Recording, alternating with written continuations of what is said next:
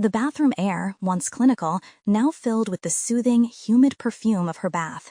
She drew the water scorching hot, turning the chrome faucet until the mirror was entirely clouded with steam, creating a soft, opaque shield against the anxieties of the evening.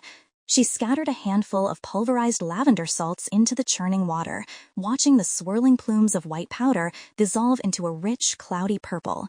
The scent, instantly calming and familiar, worked like an anchor, pulling her back from the edge of mark anxiety. She stepped into the tub, the heat shocking her skin for a moment before the comfort settled in. She sank down until the water rose to her waist, the enveloping warmth a gentle physical hug. This was the second part of the ritual, a meticulous act of self-care. She took the time, pulling a rich, floral-scented shaving cream from the ledge and lathering her legs.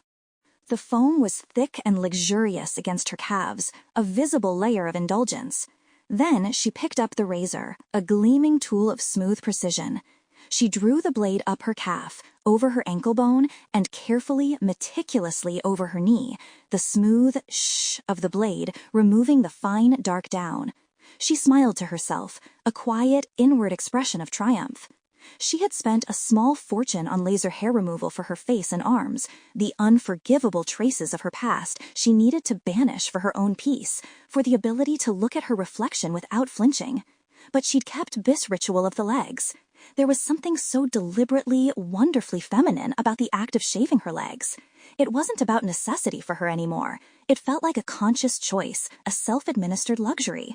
It was an indulgence in the feeling of being soft, of gliding her hand over smooth skin, a sensual connection to her own body that transcended performance. The serenity of the act was abruptly broken by another echo, a memory that slammed into her with the shock of cold water. A date, just 2 drinks in, leaning in close across a small, sticky table. His breath had been warm, laced with cheap liquor, and his voice, when he spoke, was a confidential, conspiratorial sneer. "I've never been with a, I bet you're different." He hadn't stopped there.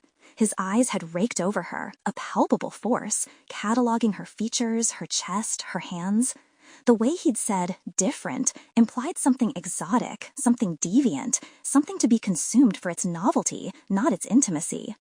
In that moment, she ceased to be a woman he was interested in and became a curiosity, a boundary he wanted to cross. He saw her as a collection of parts, a set of variables that differed from his norm, rather than a whole person.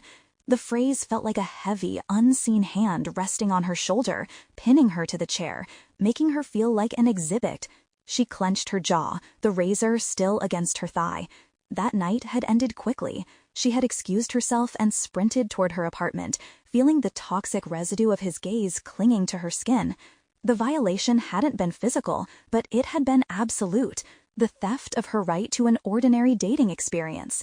She rinsed the razor under the hot tap, the stream powerful enough to wash away the cream and hair, but not the lingering fear. "Not tonight," she commanded the memory, her voice a low murmur against the sound of the running water. "Tonight is just mine. I will not be your fetish. I will not be your thing." The water slowly drained, taking the last swirling remnants of the past with it. Emily stood up, stepping out of the tub and onto the soft mat, feeling the cool air against her newly smooth, affirmed skin.